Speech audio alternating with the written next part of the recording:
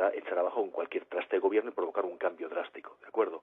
Entonces hay que hacerlo poco a poco. El nivel de precariedad que tenemos aquí comienza ahora a hacerse visible, y comienza ahora a hacerse visible con datos como casi 18 millones de contratos temporales firmados en 2015 a cambio de muy poquito menos de 1,5 millones de contratos indefinidos.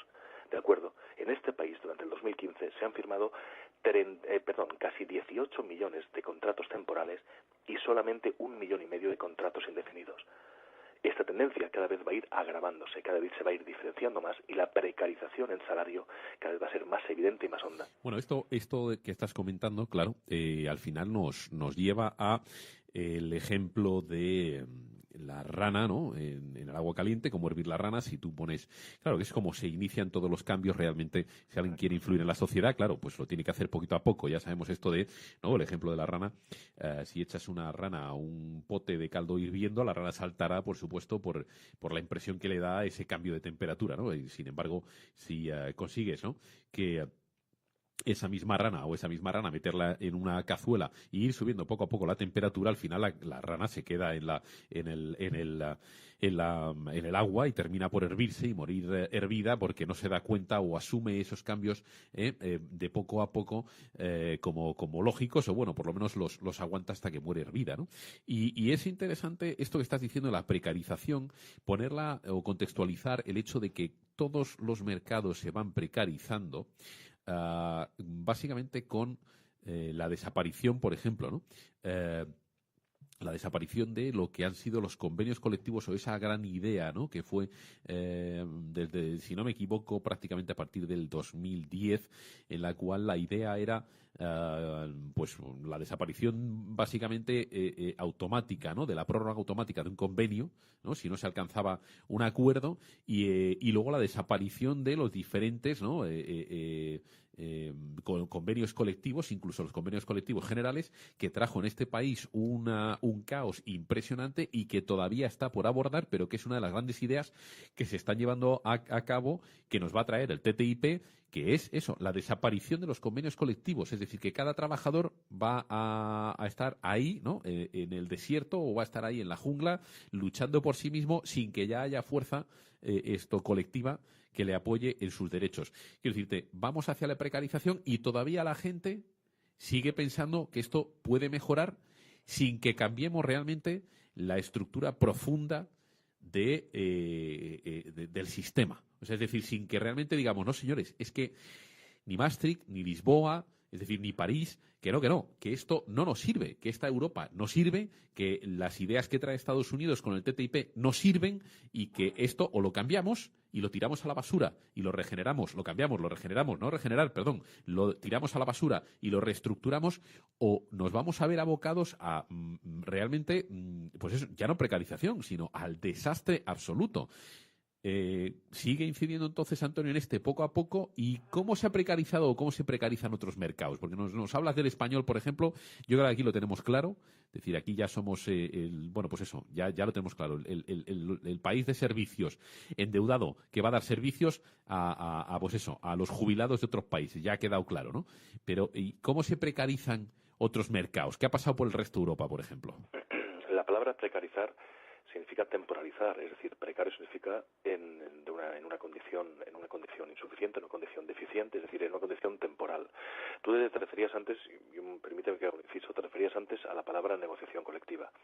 Hoy en día la negociación colectiva, guiada por unos sindicatos, la gente sí que es cierto que a la hora de recibir los sindicatos todavía existe un porcentaje de sociedad que sigue viendo el sindicato como el defensor del trabajo.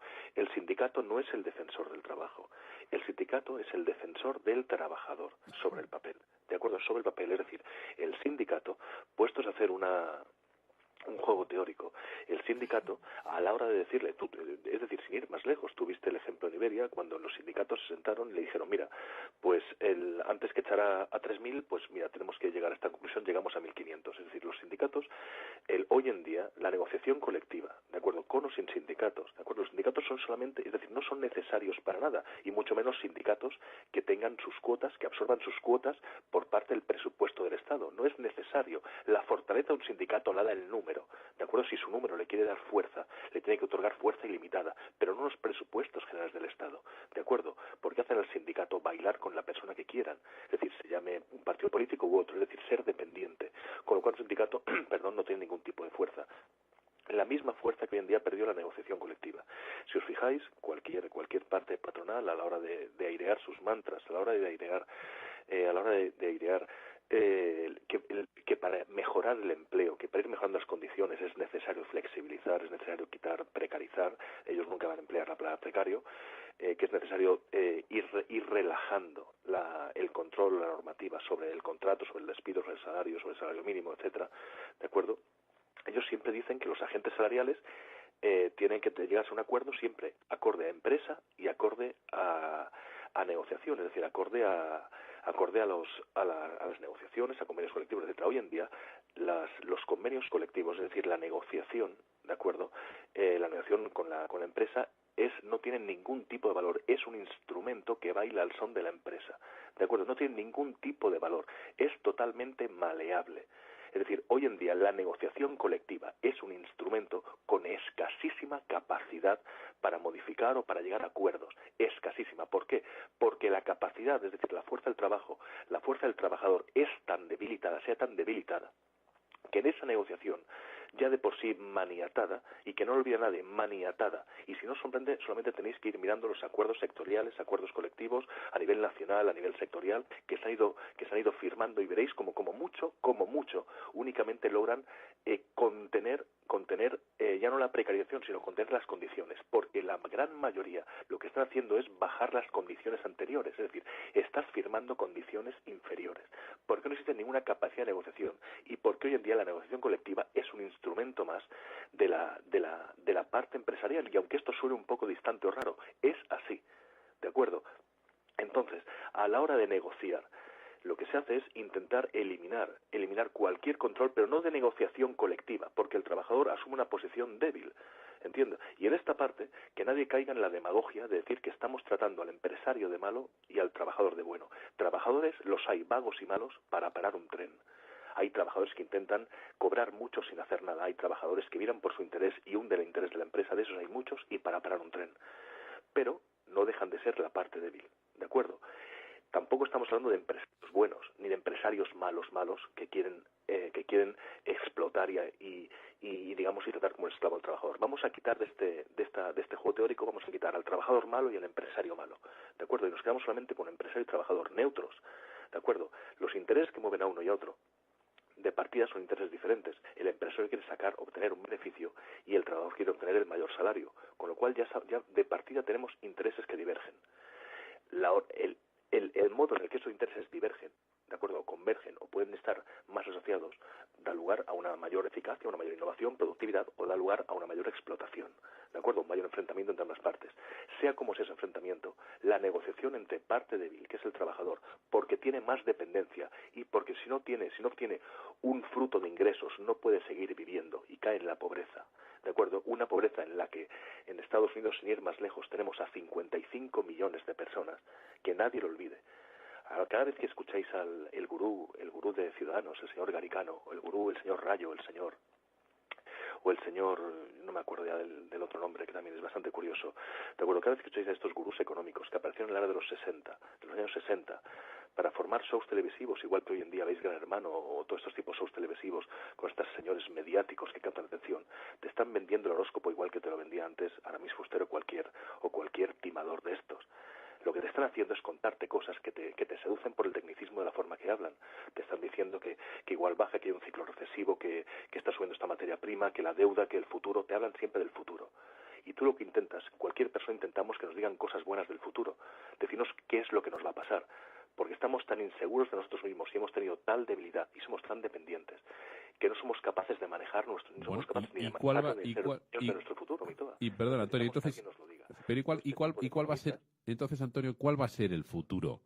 ¿Cuál va a ser el futuro entonces de España, de los salarios y del trabajador en España? Temporalización, Mitoa. A ver. Temporalización cada vez mayor. Temporalización. Aquí en España todavía tenemos el papel de las ETTs, el relativamente contenido. En países como Holanda, la población que es contratada a través de ETTs es enorme. Estamos hablando de casi un 15 o un 20% de población contratada a través de ETTs. Aquí está muy contenido. La flexibilización que poco a poco se va arrancando desde la patronal y se hace a favor de las sucesivas reformas en el Estatuto de los Trabajadores va provocando una precarización, es decir, contratos temporales, contratos en función de los picos de producción de unas empresas que son escasamente productivas porque no tienen capacidad ni voluntad de invertir en I+D y porque buscan, para que toda la audiencia nos entienda, dar el pelotazo cada día, obtener la mayor cantidad de dinero con el menor ingreso posible y en el menor plazo de tiempo posible. Entonces eso se traduce en simplemente contratar cuando mi ciclo productivo lo necesite. ¿De acuerdo? Es decir, si ahora llega verano y tengo un pico de producción, pues contrato a una gente. Cuando mi pico de producción baja, la echo a la calle. ¿De acuerdo? Y es muy diferente, es necesario saber la diferencia entre dar trabajo y vivir del trabajo de otro. ¿De acuerdo? Cuando tú das un trabajo a alguien, y tú obtienes pues 2, 3, 4, 5 veces el sueldo de a quien tú le das trabajo, efectivamente estás dando trabajo. Cuando tú das trabajo a una persona y tú obtienes 1.000 o 2.000 veces en beneficio empresarial o en beneficio societario el sueldo que tú le pagas a un trabajador o a 1.000 trabajadores, ¿de acuerdo? Lo que tú estás haciendo es servirte de un instrumento para tú obtener beneficio. El trabajo que tú das es el instrumento necesario para tú obtener una concentración de riqueza. Y que nadie olvide que en cualquier relación comercial, el gasto que yo hago en el comercio, el gasto que yo hago es el ingreso de otra persona.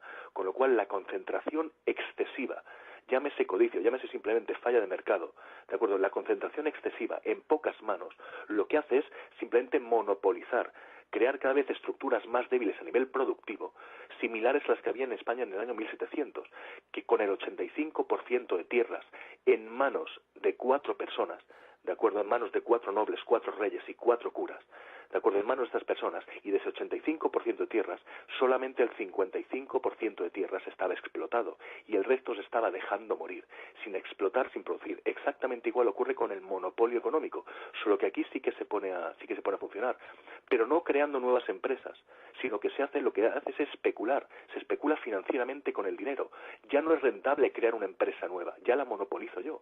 Lo que hago es empezar a especular con el dinero. Compro commodities, compro materias primas, genero instrumentos de especulación financiera, genero productos a corto, genero a largo, genero productos que simplemente vivan de la especulación, que no produzcan nada, es decir, que simplemente generen interés per se, ¿de acuerdo? Con lo cual la productividad se cae, se hunde, la precariedad en España, máxima España, que es un país contracíclico.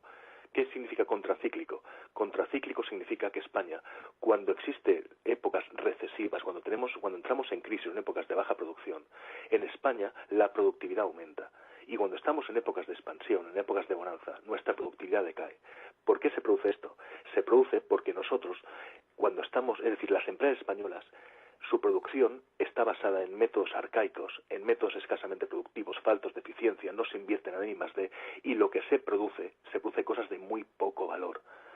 Con lo cual significa que cuando hay épocas de bonanza, contrato a mucha gente, y lo que hago es simplemente producir cosas de escaso valor, pretendiendo venderlas cuanto antes y llevar mucho dinero, ¿de acuerdo? Es decir, contrato a gente que necesita muy poco valor de capital humano, es decir, muy poca formación. Y cuando hay épocas recesivas, toda esa gente me sobra, porque igual estoy produciendo balones de playa. Los echo a todos, me quedo con 4 personas y efectivamente la productividad sube, pero no porque produzca mejores balones, sino porque la ratio costes-outputs se ajusta más, porque tengo menos plantilla, pero nuestra capacidad productiva, lo que nosotros estamos produciendo en la economía española es una economía que sigue estando completamente subdesarrollada. Bueno, esto para aquel que no lo entienda, deberías luego entonces de aclararnos. Habría que dejar este concepto de realmente lo que al final significa la diferencia, ¿no? entre lo que se está llevando, en este caso, un empresario, que habría que decirlo, que se lleva 1.200 veces más que el sueldo de un trabajador, ¿no? Él gana 1.200 veces más que ese sueldo de ese trabajador, o 1.400 veces más. Explicar exactamente por qué eso es un abuso realmente un abuso sobre el trabajador, sobre la sociedad, ¿vale? Porque hay mucha gente que dice, bueno, pues si yo soy un empresario, soy afortunado y vendo un producto, ¿no? Porque hago un producto que la gente lo desea y lo compra, ¿por qué no voy a poder yo ganar todo lo que me dé la gana por encima de lo que gana el trabajador? Eso quizás lo deberías de explicar un poco más para aquella gente que todavía no entiende ese concepto, ¿eh? Y luego habría que decir, si ya estamos hablando de precarización, estamos hablando de que, bueno, de que vamos a esto, vamos a no tenemos tejido industrial, es decir, sabiendo de dónde viene todo esto, que viene básicamente de las negociaciones que se hicieron a través de ese partido socialista